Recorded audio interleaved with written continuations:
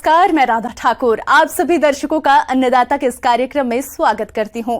हमारे देश का किसान जन का पोषक है, वे श्रम का देवता है, अन्नदाता है, उसमें ही भारत की आत्मा निवास करती है। ऐसे ही किसान भाइयों की प्रगति के लिए हम खेतीबाड़ी से जुड़ी बहुत सी नई लाभकारी जानकारियां हर रोज सुबह लेकर आते हैं। तो चलिए कार्यक्रम शुरू करने से पहले देखते हैं क्या है आज के अन्नदाता में। कैसे पाए भविष्य में पानी की किल्लत से छुटकारा।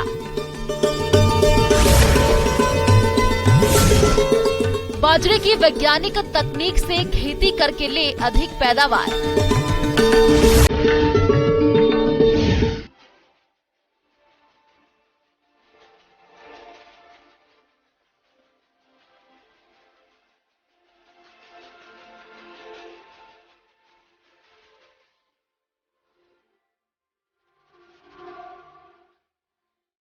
जल कुदरत की अनमोल देन है, इसके बिना जीवन संभव नहीं है। और जैसा कि बारिश का दौर चल रहा है, ऐसे में बारिश का पानी यूं ही इधर उधर बहकर नदी नालों में चला जाता है, जो किसी काम में नहीं आता है। यदि किसान भाई आप इस बारिश के पानी को व्यर्थ बहने से रोककर संग्रहण करें, तो भविष्य में होने वाली पानी की किल्लत को दूर कर सकते हैं। तो आप किस प्रकार से करें वर्षा जल का संग्रहण, आइए जानते हैं विषय विशेषज्ञ डॉक्टर सतेंद्र कुमार से।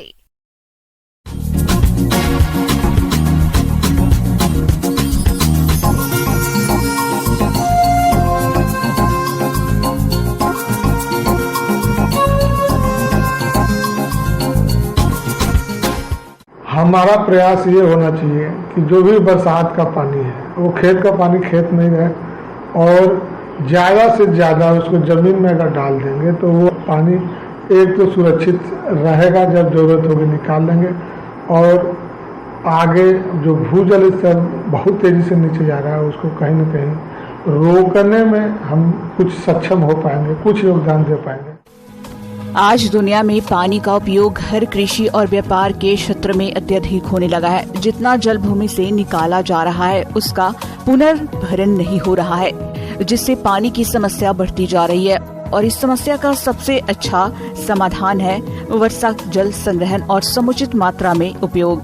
वैसे तो वर्षा जल संग्रहण करने के कई तरीके हैं, जिनकी मदद से हम रेन वाटर हार्वेस्टिंग करके नलकूपों, कुओं, जलाशयों को रिचार्ज करते हैं, जिससे भूमि का जल स्तर बढ़ता है और आने वाले समय में एकत्र पानी को कई कार्यों में उपयोग भी कर सकते हैं। हर गांव में कहीं न कहीं ऐसा क्षेत्र, ऐसा जगह मिल जाता है जहां की काफी क्षेत्र का पानी बरसात के दिनों में इकट्ठा होता है। उसके एकत्रित होने से जो एक सबसे बड़ा नुकसान ये होता है कि उस जगह की फसल जो है मर जाती है। उस दशा में हम किसान भाइयों को सलाह देंगे कि उस स्थान पर जो सबसे नीचा स्थान है जहाँ पानी एकत्रित होता है, वहाँ रिचार्ज स्ट्रक्चर लगाएं, जिससे कि हम वो बरसात का पानी जो कि अच्छी क्वालिटी का होता है, अच्छी गुणवत्ता का होता है, उसको नीचे डालकर उसको हम सुरक्षित एक्यूफर में जमा कर लेंगे। उस रिचार्ज स्ट्रक्चर से उतारते हैं तो ये ध्यान रखें कि उस समय या तो पूरे एरिया में बहुत पानी हो, ताकि यदि कोई दवाई या कोई चीज़ का छिड़काव हुआ तो वो जो है वो उसकी सांद्रता बहुत कम हो जाए, या अगर उस स्थिति में न डालें, कभी दवाई कभी खेत में डाली गई हो, और कोई ऐसा ट्यूबवेल जो कि उस क्षेत्र का वाटर टेबल नीचे जाने के वजह से खराब बंद पड़ा हुआ है और पाइप लगी हुई है, तो उसका इस्तेमाल सबसे सुरक्षित है, क्योंकि उसमें हम पानी एक्वीफर में वहाँ डालते हैं जहाँ से हम पानी नहीं निकालते हैं, वो सूखा हुआ है। लेकिन चूंकि वो कई सालों तक चला तो वहाँ रेसे बने हुए हैं, पानी का भंडारण संभव है और वो पानी सुरक्षित रूप से पहुँचेगा, तो आप एक तरह से उपयोग भी कर लेंगे और कोई इन्वायरमेंटल खतरा भी नहीं होगा। तो इसके लिए जैसा कि मैंने बताया, नया स्ट्रक्चर लगाना है तो उसके लिए जो नया बोर बनाना पड़ेगा, और बोर बनाने के बाद सबसे पहले उसकी हौदी बनाएंगे। हौदी बनाने के बाद नीचे एक रिचार्ज आर्म बनाते हैं, उसके ऊपर हम फिल्टर बनाना बहुत जरूरी है, क्योंकि आपने देखा होगा बरसात के दिनों में पानी में मिट्टी और बहुत से कचड़े घुल के आते हैं, बरसात के पानी के साथ जो भी कचरा आ रहा है उसको छान के बाहर करना है, उसको रोकना है, उसको अंदर नहीं जाने देना है। उसके लिए हम फिल्टर लगाते हैं, छन्ना की इकाई लगाते हैं। छन्ना की इकाई में हम क्या करते हैं कि नीचे बड़े बड़े बोल्डर, उसके ऊपर छोटी बजरी और सबसे ऊपर रेत की परत डालते हैं। और रेत की परत जो है कम से कम 2.5 फीट मोटी होनी चाहिए। बरसात के तो तुरंत बाद इसको साफ करने की जरूरत है, क्योंकि ये सारा कचरा ऊपर रोक देती है। दूसरी प्रकार के जो हमने बताया कि जो बंद पड़े ट्यूबवेल हैं उनमें सबसे कम खर्चा आता है, उसमें कोई खर्चा नहीं है, क्योंकि आपका ट्यूबवेल ऑलरेडी लगा हुआ है। उसके ऊपर केवल फिल्टर छानने की एक इकाई बनानी है। छानने के लिए यही फिल्टरिंग यूनिट बना सकते हैं। कई बार ऐसा होता है कि ट्यूबवेल ऊपर की जगह पर होता है, वहाँ पानी इकट्ठा नहीं होता है, लेकिन आसपास अगर 20, 25, 50 मीटर दूर अगर कोई नीची जगह है जहाँ से पानी इकट्ठा हो रहा है, तो वहाँ से हम पाइप के द्वारा उस ट्यूबवेल तक ला सकते हैं और छन्ना की इकाई उस नीचे स्थान पर बना के और रिचार्ज के लिए प्रयोग कर सकते हैं। देखिए, आपको बताएं कि जो छत पे पानी इकट्ठा होता है उस पानी का रिचार्ज किया जा सकता है, और भारत सरकार का बहुत जोर है इस पर। आपने सुना होगा रूफटॉप वाटर हार्वेस्टिंग करके, इसमें जो अर्बन स्टेट्स की जो भी स्कीम्स चल रही हैं उसमें ताकि अनिवार्य रूप से आपको ग्राउंड वाटर रिचार्ज करना है, और ये सबसे सुरक्षित तरीका है। छत पे किसी भी प्रकार के प्रदूषण का खतरा सबसे कम होता है। छत प्रणाली, इस तरीके में छत पर गिरने वाले बारिश के पानी को पाइप के माध्यम से टंकियों और तालाबों में एकत्र किया जाता है। बांध या डैम, बड़े बड़े बांध के माध्यम से वर्षा के पानी को बहुत ही बड़े पैमाने में रोका जाता है, जिन्हें गर्मी के महीनों में या पानी की कमी होने पर बिजली उत्पादन, कृषि और नालियों के माध्यम से घरेलू उपयोग में भी इस्तेमाल में लाया जाता है। जल संरक्षण के मामलों में बांध बहुत उपयोगी साबित हुए हैं। भूमिगत टैंक, यह भी एक बेहतरीन तरीका है जिसके माध्यम से हम भूमि के अंदर वर्षा के पानी को संरक्षित रख सकते हैं। इस प्रक्रिया में वर्षा जल को एक भूमिगत गड्ढे में भेज दिया जाता है, जिससे भूमिगत जल की मात्रा बढ़ जाती है। यह तरीका बहुत ही मददगार साबित हुआ है, क्योंकि मिट्टी के अंदर का पानी आसानी से नहीं सूखता और लंबे समय तक पंप के माध्यम से हम उसको उपयोग में ला सकते हैं। जल संग्रह जलाशय, यह साधारण प्रक्रिया है जिसमें बारिश के पानी को तालाबों और छोटे पानी के स्रोतों में जमा किया जाता है। इस तरीके से जमा किए हुए जल को ज्यादातर कृषि कार्यों और बागवानी में प्रयोग में लाया जाता है। वर्षा जल संचयन के फायदे, बरसात के पानी को संचय करके सूक्ष्म विधियों से अधिक क्षेत्र पर फसलों की आसानी से सिंचाई करके अधिक पैदावार ले सकते हैं। बागवानी में ड्रिप के माध्यम से सिंचाई करके अधिक फल उत्पादन ले सकते हैं। पशुपालन व्यवसाय में संचित वर्षा जल को ले सकते हैं। इसके अलावा घरेलू कार्यों जैसे घर की साफ सफाई, वाहनों की साफ सफाई में ले सकते हैं। इन सब को ध्यान में रखते हुए आज से ही व्यर्थ बह जाने वाले वर्षा जल का संग्रहण करना शुरू करें और भविष्य में आने वाली पानी की गंभीर समस्या से बचें। ज़्यादातर शहर में कंक्रीट और इससे सब चीज़ ढक गया है, तो रिचार्ज बहुत कम हो गया, सब बह के बाहर निकल जाता है, वेस्ट हो जाता है। तो यदि उनका हर घर में एक छोटा सा इसी प्रकार का रिचार्ज स्ट्रक्चर लगा दें, बहुत बड़े स्तर पर करने की जरूरत नहीं है। हर घर में अगर 2-2.5 इंच साइज का, 3 इंच साइज का भी एक रिचार्ज स्ट्रक्चर लगा दें हैंडपम्प की साइज का, तो उसके द्वारा रिचार्ज करके हम अपना योगदान भूजल संवर्धन में कर। किसान भाइयों, अभी तक आपने खेती से जुड़ी हुई कुछ उपयोगी जानकारियां देखी। अब लेते हैं एक छोटा सा ब्रेक और जल्द ही लौटेंगे और कार्यक्रम में आगे भी है खेतीबाड़ी से जुड़ी महत्वपूर्ण जानकारियां, तो बने रहिए हमारे साथ।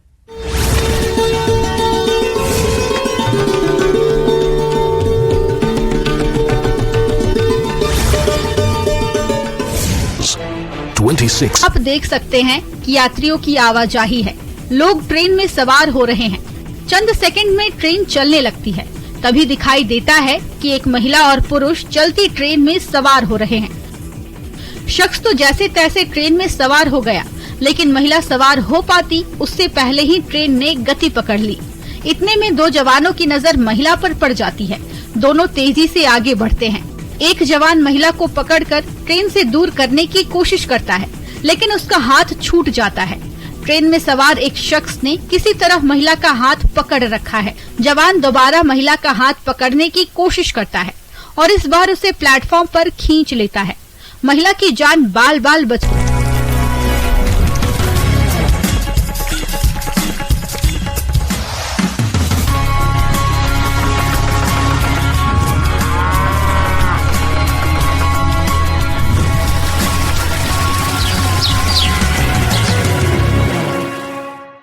ब्रेक के बाद आप सभी दर्शकों का अन्नदाता में स्वागत है। तो चलिए अब रुख करते हैं अगली कड़ी की ओर।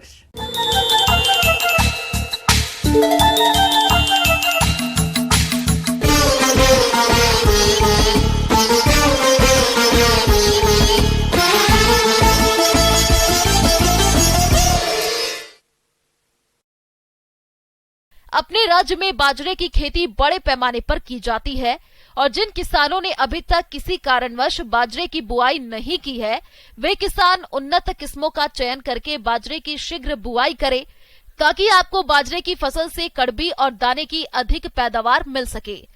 तो आप किस प्रकार से करें बाजरे की वैज्ञानिक तकनीक से बुआई, इस बारे में जानकारी दे रहे हैं विषय विशेषज्ञ डॉक्टर राजपाल सिंह तोमर।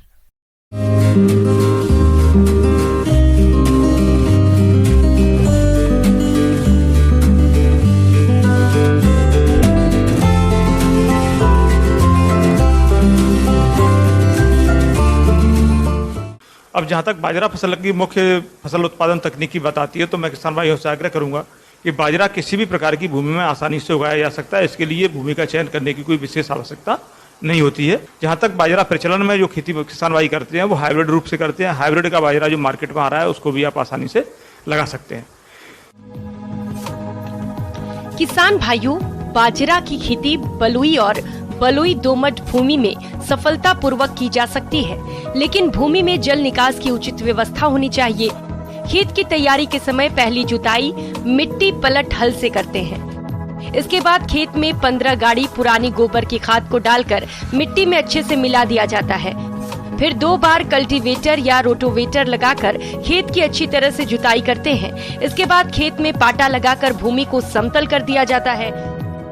खादों की और उर्वरकों की जो मात्रा का सवाल उठता है उसमें तो किसान भाई हमारे जितनी भी खरीफ फसलें हैं उसमें कम से कम खाद में वो अपना काम चला सकते हैं।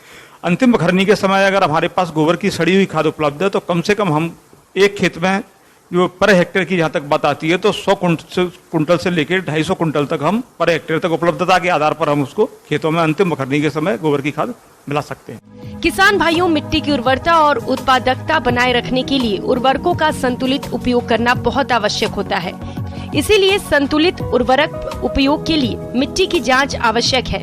लेकिन हमारे जो किसान किन्हीं कारणवश मिट्टी की जांच नहीं करवा पाते, तो वे बाजरा की अच्छी पैदावार प्राप्त करने के लिए अगर अधिक उत्पादन लेना है आपको और अच्छे से उत्पादन लेना है तो आपको उसकी जो अनुशंसित उर्वरकों की मात्रा है वो उसको उसमें देना लाभदायक है। बाजरा की जहाँ तक बात आती है तो 80 किलोग्राम प्रति हेक्टेयर नाइट्रोजन, 40 किलोग्राम फास्फोरस और 20 किलोग्राम पोटास प्रति हेक्टेयर डालना बहुत ही आवश्यक है। और मृदा परीक्षण करा के अगर जिंक की कमी आती है तो 25 किलोग्राम जिंक सल्फेट प्रत्येक 3 साल में आपको खेत में ज्वार और जो भीट वाला जो जोन है उसमें आपको डालना आवश्यक है, जिसमें यूरिया की आधी मात्रा और पूरा फास्फोरस बुआई के समय डालते हैं और शेष यूरिया को खड़ी फसल में बुआई के 25 दिनों पर भुरकाव करते हैं।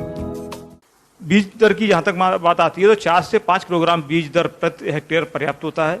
जहाँ तक बोनी की बात आती है तो बोनी करने से पहले किसानों को बीज उपचार अवश्य रूप से कर लेना चाहिए। कार्बनडाइजम 2 ग्राम प्रति किलोग्राम बीज की दर से बीज उपचार सभी फसलों में करना बहुत ही आवश्यक है। दूरी की बात आती है स्पेसिंग की, जहाँ तक बाजरा में तो 45 से लेकर 60 सेंटीमीटर तक की दूरी गुण से गुण की दूरी रखते हैं और पौधे से पौधे की दूरी 15 से 25 सेंटीमीटर तक रखना आवश्यक है। ज्वार बाजरा में दोनों के लिए ही ये बहुत ही ज्यादा महत्वपूर्ण है। किसान भाइयों, बाजरा की फसल में खरपतवारों की समस्या भी गंभीर रहती है। इसके लिए आप एट्राजिन खरपतवार नाशी 1 किलो दवा 600 लीटर पानी में घोलकर बुआई के तुरंत बाद छिड़काव कर दें, जिससे आप फसल में खरपतवारों की समस्या से काफी हद तक निजात पालेंगे और फसल की बढ़वार भी अच्छी होगी।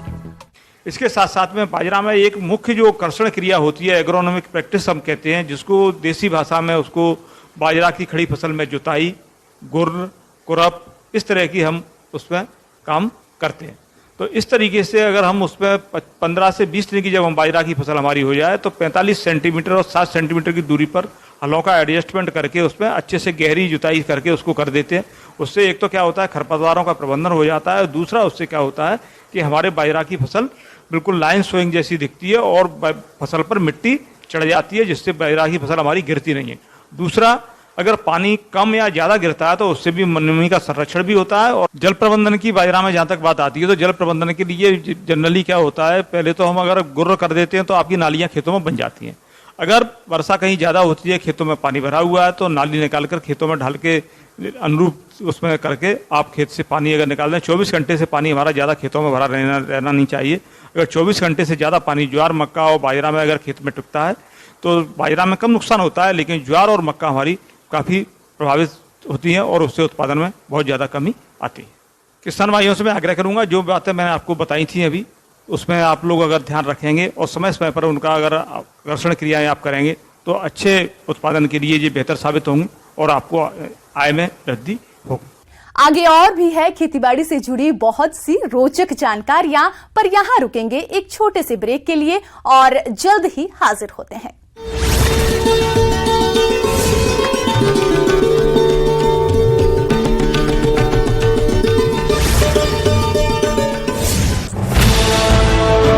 के बाद दोनों जवान महिला को किनारे बिठाकर आगे बढ़ जाते हैं।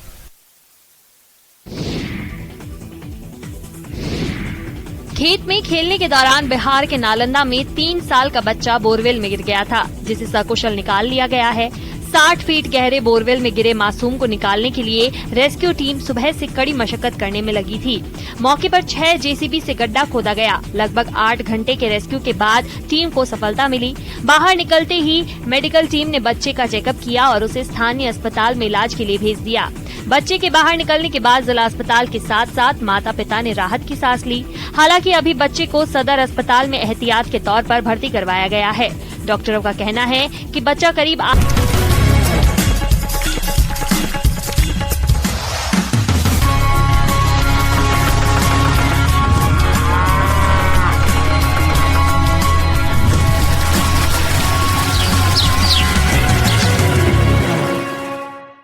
ब्रेक के बाद एक बार फिर से आप सभी दर्शकों का अन्नदाता कार्यक्रम में स्वागत है। बढ़ते हैं अगली प्रस्तुति की ओर।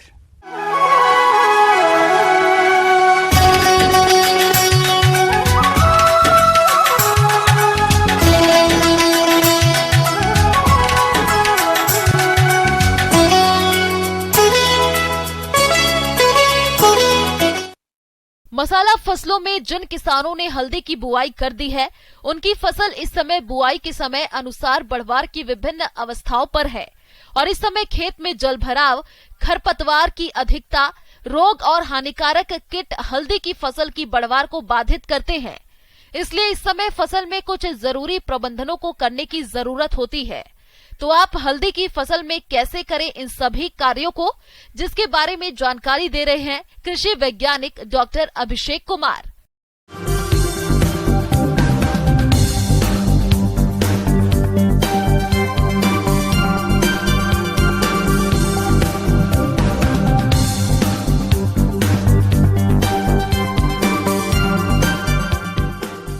किसान भाइयों को अभी 1 महीना के आसपास हो रहा है, तो इसमें सबसे पहले उनको इस बात का ध्यान देना है कि हल्दी में हम भी सिंचाई हमेशा करते रहना चाहिए और यह मिट्टी की किस्म पर भी निर्भर करता है, यानी 7 से 10 दिनों के अंतराल पर हल्की सिंचाई करते रहना चाहिए। किसान भाइयों, हल्दी के कंदों की रुपाई बारिश के मौसम में की जाती है, इसीलिए इन्हें प्रारंभिक सिंचाई की जरूरत नहीं होती है, किंतु समय पर बारिश न होने पर खेत में पानी जरूर लगा दें। बारिश के मौसम के पश्चात हल्दी की फसल में सिंचाई 25 दिन के अंतराल में की जाती है। इसके अलावा मिट्टी के प्रकार को ध्यान में रखते हुए सिंचाई करना भी लाभकारी होता है।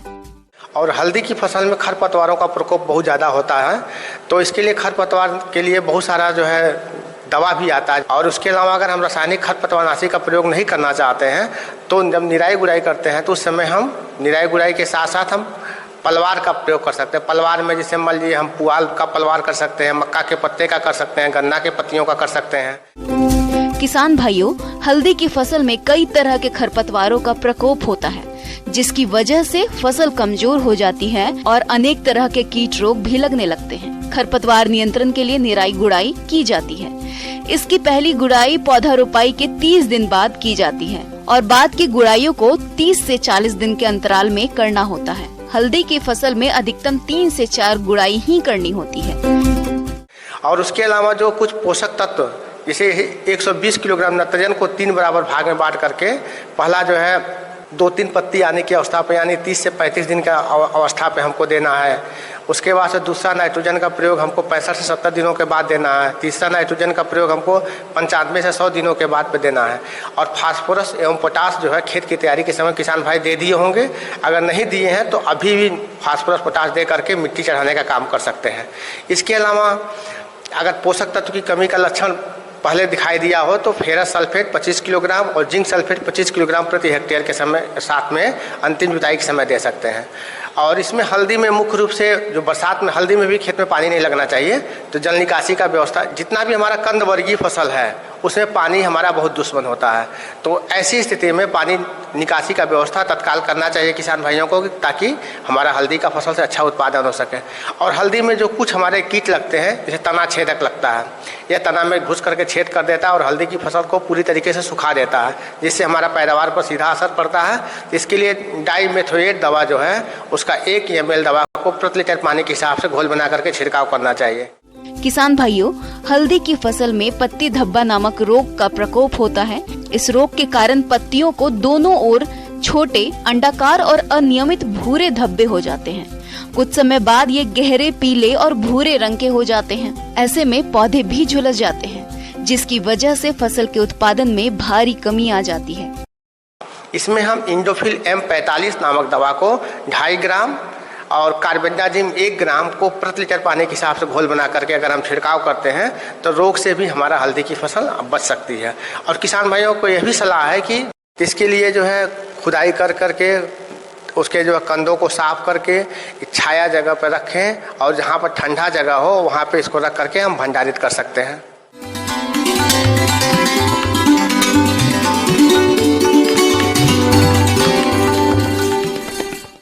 अन्नदाता हेल्पलाइन निःशुल्क फोन संपर्क सेवा के माध्यम से आपके द्वारा पूछे गए प्रश्नों में से 1 या 2 महत्वपूर्ण प्रश्नों को हम अपने कार्यक्रम में शामिल करते हैं। इसी के तहत आज किसान का सवाल और उसका जवाब इस प्रकार से है। अन्नदाता निःशुल्क फोन संपर्क सेवा के माध्यम से पूछे गए प्रश्नों में से आज हमने जिस प्रश्न को कार्यक्रम में शामिल किया है उसे पूछा है ग्राम बोरदा, जिला भीलवाड़ा के कृषक गिरिराज सिंह ने। ये पपीता और नींबू की उन्नत किस्मों के बारे में जानकारी चाहते हैं। तो गिरिराज सिंह जी, आपकी जानकारी के लिए प्रस्तुत है कार्यक्रम का ये अंश।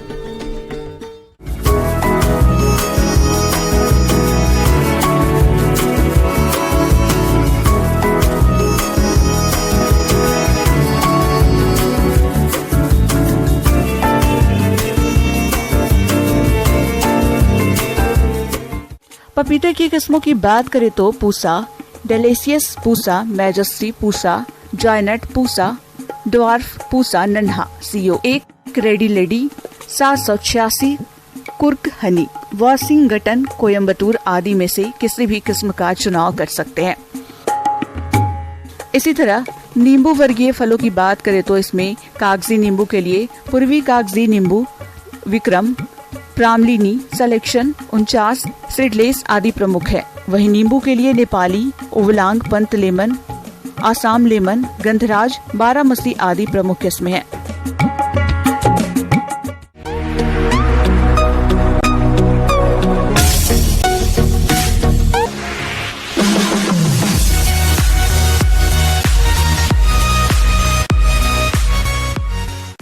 आइए अब नजर डालते हैं राज्य के कुछ चुनी हुई मंडियों के प्रमुख फसलों के बाजार भाव पर।